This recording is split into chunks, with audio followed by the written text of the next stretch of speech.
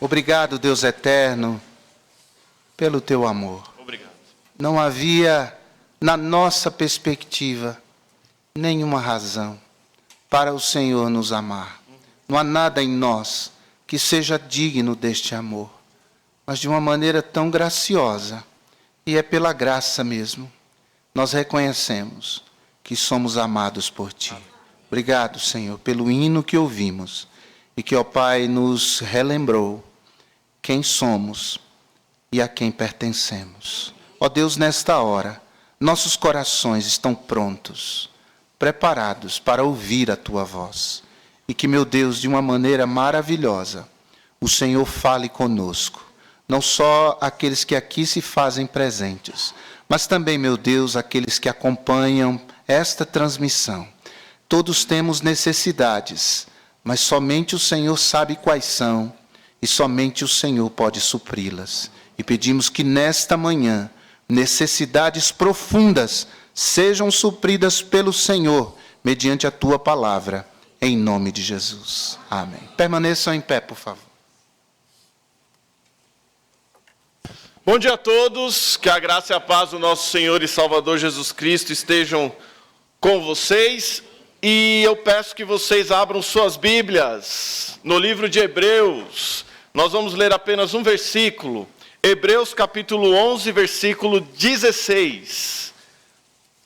Carta aos Hebreus em seu capítulo 11, versículo 16.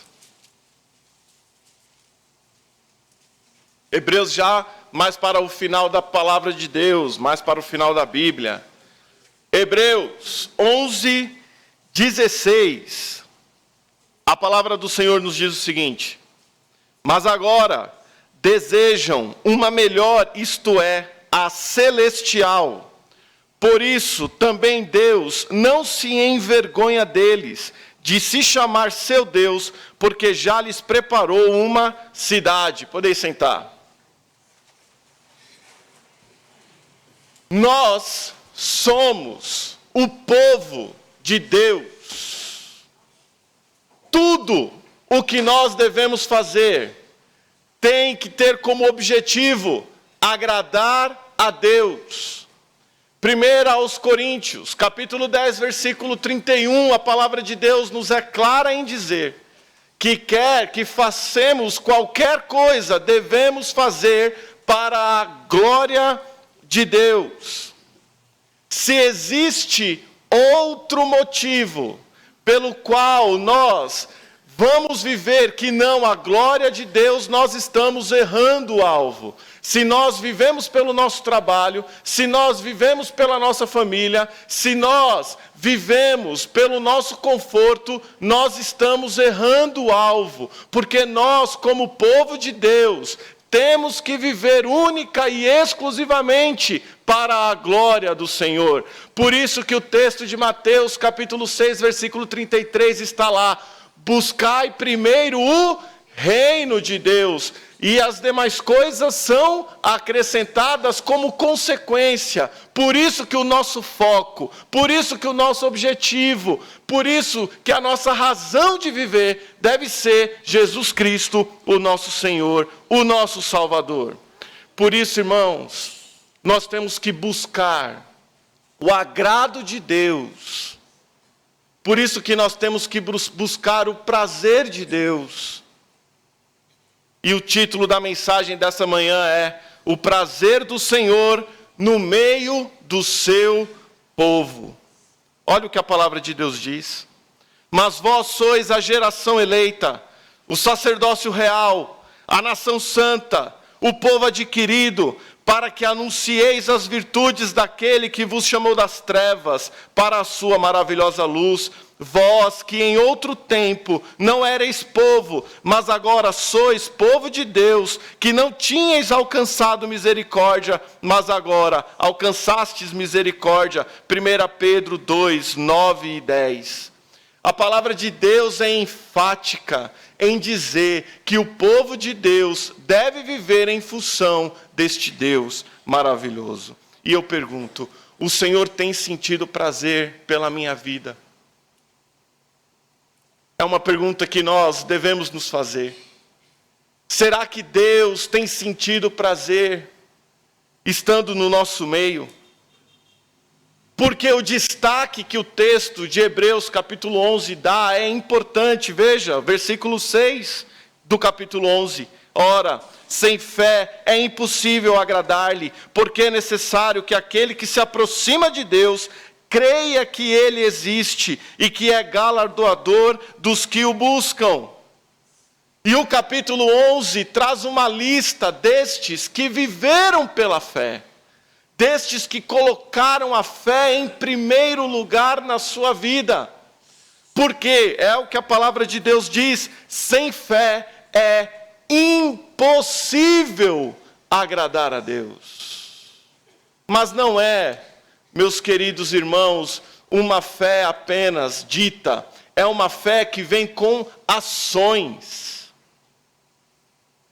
E esses guerreiros do capítulo 11, os que têm os seus nomes mencionados e os que não têm, aqueles que morreram por conta do nome de Jesus, esses formam uma nuvem de testemunhas, como nos diz o capítulo 12. Estes que viveram pela fé nos incentiva a nós que estamos caminhando a nossa carreira a continuar cheios de fé, confiando no Senhor. E são muitos os nomes, são muitas as pessoas citadas aqui em Hebreus 11. Mas nós vamos pegar apenas quatro deles, e vamos entender como devemos viver de uma forma em que Deus sinta prazer pela nossa vida, sinta prazer pela nossa igreja. Veja lá comigo o versículo 4 de Hebreus 11.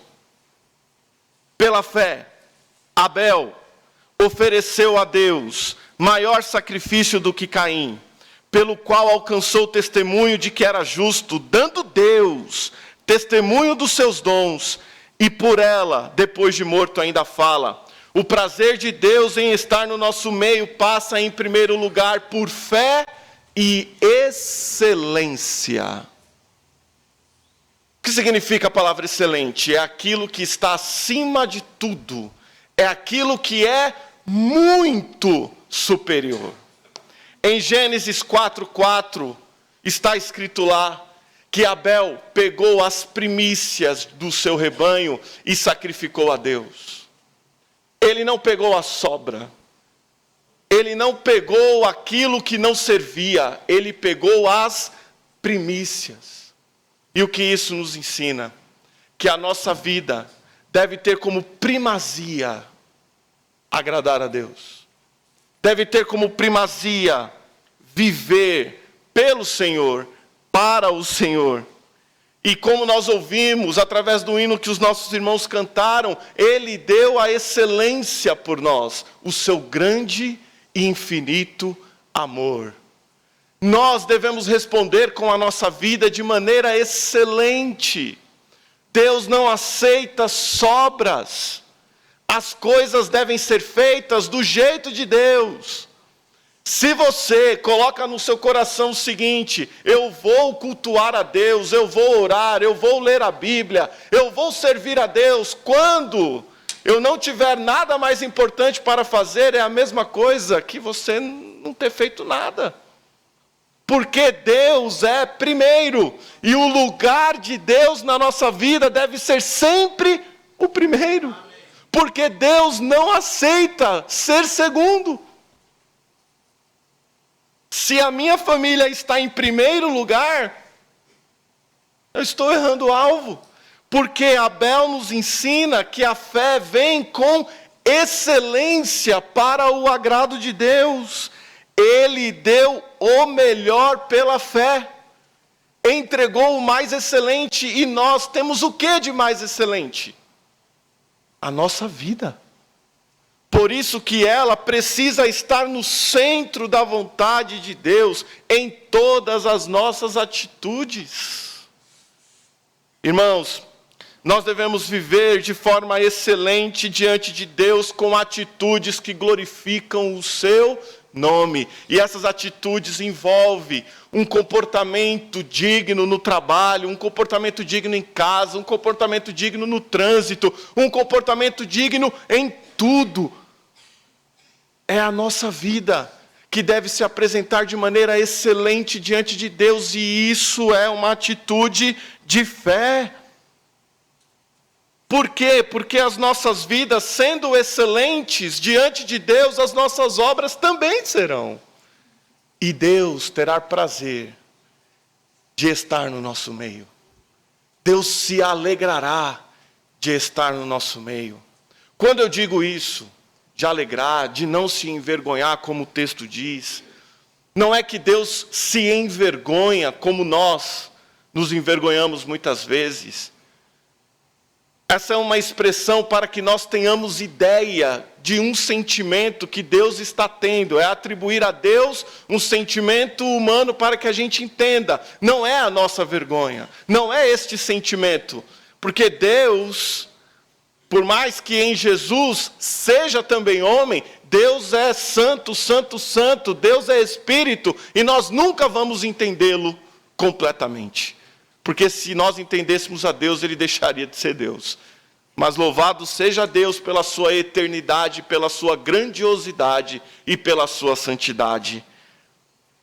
Nós, irmãos, assim como Abel fez, nos trazendo este exemplo de excelência, para alcançarmos o agrado de Deus, para termos o testemunho de Deus sobre nós, precisamos de fé e excelência. Mas há um segundo exemplo que eu quero compartilhar nessa manhã. O prazer de Deus passa em fé e convivência. Se em primeiro lugar é fé e excelência, e nós pegamos o exemplo de Abel, agora nós vamos ver fé e convivência, versículo 5, o exemplo de Enoque.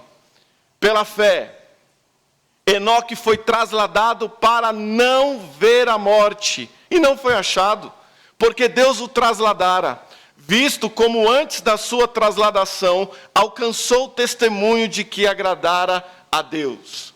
A história de Enoque está lá em Gênesis capítulo 5, 21 a 24, depois os irmãos podem ler lá. Mas há uma coisa aqui que eu acho fantástica. Qual foi a atitude de Enoque pela fé? Enoque não foi usado por Deus para abrir o Mar Vermelho. Enoque não foi usado por Deus para fechar as bocas dos leões. Enoque não foi usado por Deus para que fogo caísse do céu. Enoque é lembrado como um homem de fé pelo simples fato de ter andado com Deus. Às vezes nós avaliamos o sucesso espiritual pelas coisas que fazemos. Mas isso está errado.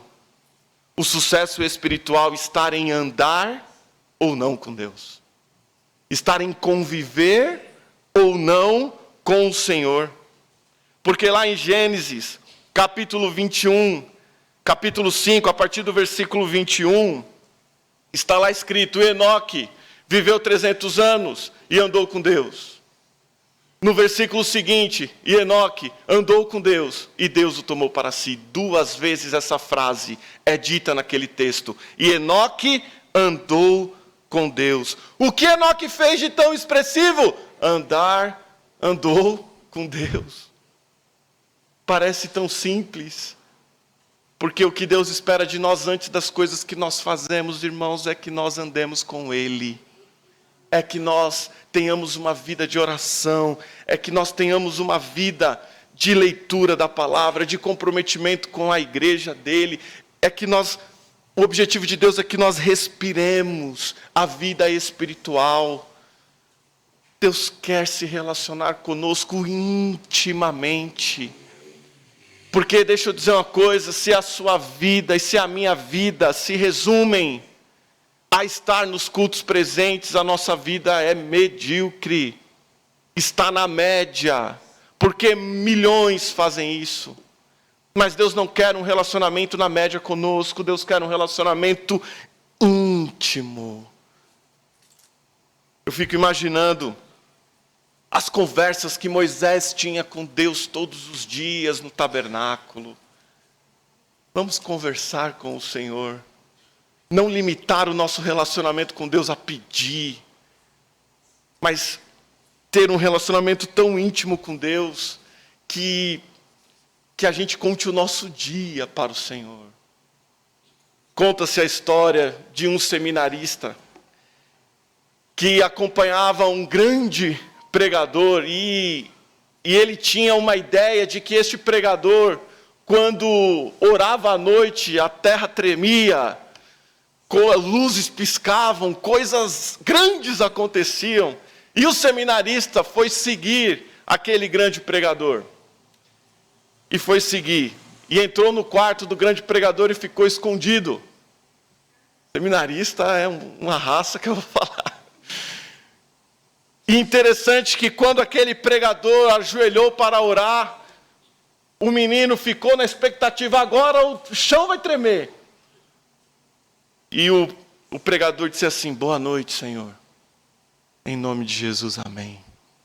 E deitou. O seminarista não entendeu nada. Chegou no outro dia, ele foi confessar o pecado dele. Chegou para o pregador, disse que ficou escondido, vendo, etc. E viu aquilo e pediu uma explicação. O pregador disse: eu estou orando a Deus o dia inteiro. Eu só dei boa noite ali porque eu já estou orando o dia inteiro. Eu passo o dia inteiro orando. Que intimidade maravilhosa com Deus este homem tinha. E, irmãos, é essa intimidade com Deus que nós devemos ter, é caminhar lado a lado. Quando nós andamos muito perto de uma pessoa, nós começamos a ficar parecidos com elas. Os jeitos, tudo. Andando com Jesus, nós ficamos parecidos com Jesus. Fé e convivência. Nós andamos com Deus quando somos amorosos. Nós andamos com Deus quando somos bondosos. Nós oramos com Deus, nós andamos com Deus quando somos equilibrados. Nós andamos com Deus quando somos alegres. Nós andamos com Deus quando somos espirituais. E ser espiritual não é pular, levantar a mão, orar daquele jeito. Não, ser espiritual é viver o fruto do Espírito. E viver o fruto do Espírito envolve diretamente conviver com Deus. E aquele que convive com Deus tem do Senhor o agrado. Aquele que anda com Deus tem o prazer de Deus em si. Por isso, irmãos, nós como igreja devemos andar com Deus. Devemos sempre focar no Senhor, porque fazendo isso, Deus terá prazer no meio do seu povo. Ainda há um terceiro exemplo, e é o exemplo de Noé. Veja comigo o versículo 7. Pela fé Noé, divinamente avisado das coisas que ainda não se viam, temeu, e para a salvação de sua família, preparou a arca, pela qual condenou o mundo, e foi feito herdeiro da justiça que é segundo a fé. Fé e excelência. Fé e convivência. Noé nos ensina a fé e a diligência. E o que significa isso? Noé fez o que Deus mandou ele fazer. Não esperou. Quando nós contemplamos Gênesis 6, de 13 a 22, do 13 ao 21, Deus explica como as coisas deveriam ser feitas. As medidas da arca, a forma com que os animais deveriam entrar na arca, tudo no versículo 22. A palavra de Deus diz lá o seguinte: assim fez Noé. Como a tudo o que Deus lhe ordenou, assim o fez. Diligência significa aplicar de maneira urgente aquilo que é orientado. Irmãos, Deus tem nos mandado fazer muitas coisas. Agora olha a fé de Noé. Não havia chovido. Deus disse para Noé: vai chover. Noé, mas o que é isso? Não, Noé simplesmente vai chover, vai. É para fazer o quê, Senhor? Construir a arca. Então eu vou construir. Não importa se aconteceu ou não. Se o Senhor está mandando, eu vou fazer. E como Deus se agrada disso. Nós temos uma ordem clara de Deus, que é ir e pregar o Evangelho. Estamos sendo diligentes? Estamos alcançando de Deus o agrado? Ou estamos acomodados a ponto de não falarmos de Jesus para as pessoas? Ontem, na distribuição dos convites e folhetos, nós nos deparamos com duas mulheres, Poli e eu, e as mulheres estavam conversando, e quando chegamos elas ficaram emocionadas, e elas estavam ali de maneira desesperada, dizendo, alguma palavra precisa chegar para nós hoje. E quando nós começamos a conversar, nós falamos do amor de Jesus, elas só diziam, estamos perdidas. Estavam com uma cerveja na mão, 11 horas da manhã, estamos perdidas, mas a palavra chegou lá. Nós entramos em bares, irmão Davi Schutter compartilhando comigo, crianças em bares. Crianças. Mas a luz chegou lá. Quando a igreja obedece a Jesus, quando a igreja aplica aquilo que Jesus ordenou, a luz se espalha, porque nós vivemos como nos dias de Noé. Nós vivemos como nesses dias. Jesus vai pegar a sua igreja, e pode ser a qualquer momento, e depois disso, a ira de Deus será derramada. Nós precisamos falar, irmãos. O pastor tem dito que o maior engano que a gente pode ter é achar que temos tempo, porque nós não temos. Eu vejo lá no céu Deus dizendo, 10, 9, 8, 7, a contagem regressiva, para que a trombeta soe e a igreja seja arrebatada. E parentes nossos que ainda não ouviram de Jesus, a ordem é clara. Por isso nós devemos fazer hoje, nós devemos ser diligentes para alcançar o agrado de Deus. Não podemos ter mais desculpas em nome de Jesus.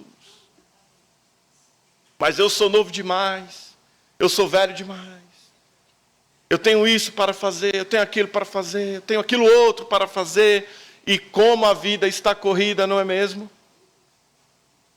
Por isso nós devemos focar, irmãos. E eu ouvi de um jovem algo muito interessante. Eu estou aqui trabalhando e pensando, o que eu estou fazendo aqui? O que eu estou fazendo aqui? Eu preciso estar mais envolvido com as coisas de Deus. E esse jovem disse isso para mim. Que alegria foi ouvir isso. E uma outra coisa. Não se ache inferior ou fraco. Porque o que nós fazemos em nome de Jesus. É Deus que nos capacita. É Deus que nos ajuda. Ou os irmãos acham que eu teria capacidade de estar aqui neste púlpito pregando? Não teria. Não teria. De estar nas ruas falando de seu amor, não teria essa capacidade se não for por Ele. E Deus é todo poderoso. E quando eu penso que é este poder que é compartilhado para que as coisas dEle possam ser feitas, irmãos, não há dúvida. Porque se há poder de Deus, há graça, há amor, grandes coisas acontecem. Noé acreditou no inédito porque era Deus que estava falando, e o inédito deixou de ser inédito. Assim como Abraão, que foi sacrificar Isaque, achando que Deus o ressuscitaria, e a ressurreição veio acontecer muitos anos depois, mas ele estava acreditando no inédito, no poder de Deus. Por isso temos que ter fé, por isso que temos que ser diligentes. E por falar em Abraão, em último lugar, fé e obediência traz o agrado de Deus, traz o prazer de Deus. Abraão, um homem que creu, e isso foi-lhe imputado por justiça. Sai da sua parentela, sai da sua casa e vai para uma terra que eu te mostro. Para já. Obedeceu. Me dá o seu filho. Obedeceu. Irmãos, Deus está nos chamando à obediência por amor a Ele, por fé. Porque obedecer ao Senhor é abrir mão de algo que nós gostamos. Todos os pedidos de Deus ao longo da palavra de Deus envolveu renúncia para aquele que obedeceu. E é isso que Deus tem nos dito.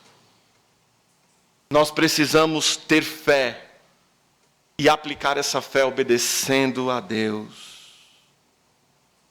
Obedecer é muito melhor do que sacrificar, como nos diz 1 Samuel capítulo 15, versículo 22. Obedecer a Deus. Deus tem nos mandado orar. Deus tem nos mandado ler a palavra, estudar a palavra. Deus tem nos mandado a viver uma vida de adoração. Deus tem nos mandado Deus tem nos mandado a viver uma vida de pregação do Evangelho. Deus tem nos mandado viver uma vida de comunhão com os irmãos. Então nós temos que obedecer, porque isso é melhor do que qualquer sacrifício. E é isso que Deus nos chama a fazer. Irmãos, se nós tivermos fé e excelência, se nós tivermos fé e convivência, se nós tivermos fé e diligência, se nós tivermos fé e obediência, Deus terá prazer de estar no nosso meio. E a minha oração é que Deus olhe para a minha vida e fique feliz. A minha oração é que Deus olhe para a nossa igreja e fique feliz. Porque a pior coisa que pode acontecer na vida de um filho de Deus é este fazer algo e Deus rejeitar. Mas em contrapartida, a melhor coisa que pode acontecer é uma mobilização do povo de Deus e Deus sentir prazer. Aqueles homens fizeram o que fizeram e enxergaram as promessas de longe. Nós não estamos nos céus, como o texto diz, mas nós vamos estar lá. E esta fé deve nos impulsionar a viver pelo Senhor. Que vejamos o prazer do Senhor na nossa vida, que vejamos o prazer do Senhor no nosso povo. Que Deus nos abençoe ricamente.